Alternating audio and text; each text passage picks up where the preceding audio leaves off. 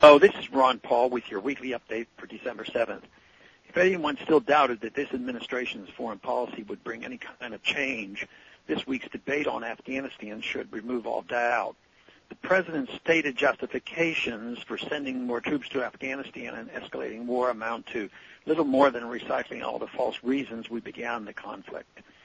This is so discouraging to see this coming from our new leadership when the people were hoping for peace.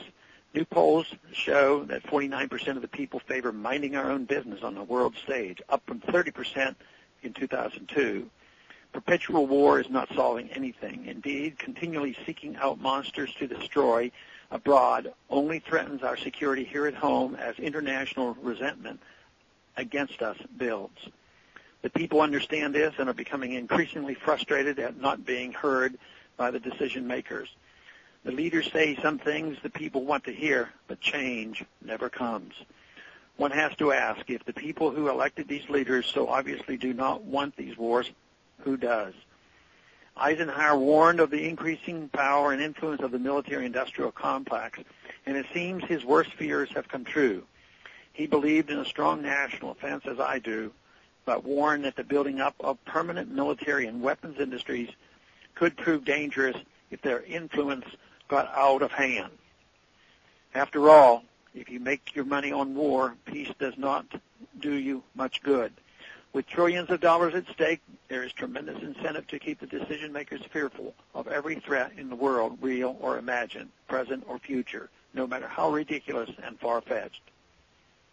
The Bush Doctrine demonstrates how very successful the war lobby was philosophically with the last administration. And they are succeeding just as well with this one in spite of having the so-called peace candidate in office.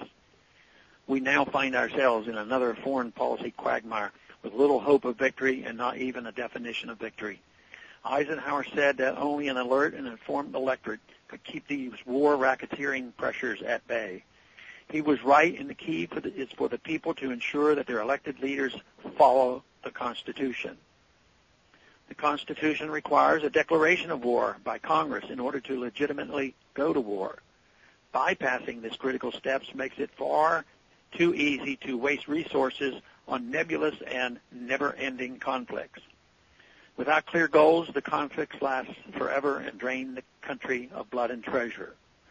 The drafters of the Constitution gave Congress the power to declare war precisely because they feared allowing the executive unfettered discretion in military affairs.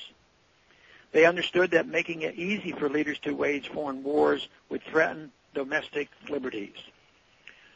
Responses to attack on our soil should be swift and brief. Wars we fight should always be defensive, clearly defined, and constitutional. The Bush Doctrine of targeting potential enemies before they do anything to us is dangerously vague and easily abused.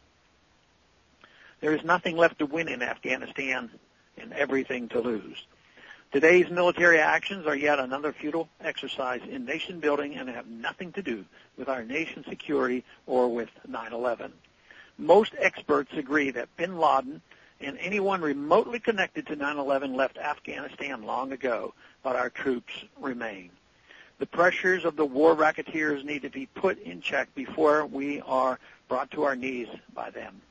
Unfortunately, it will require a mighty effort by the people to get the leadership to finally listen. Thanks for calling this update. A new update is placed on this number, 888-322-1414, every Monday. The written text can be found on my website, www.house.gov/Paul, under the heading Texas Straight Talk. Thanks for calling.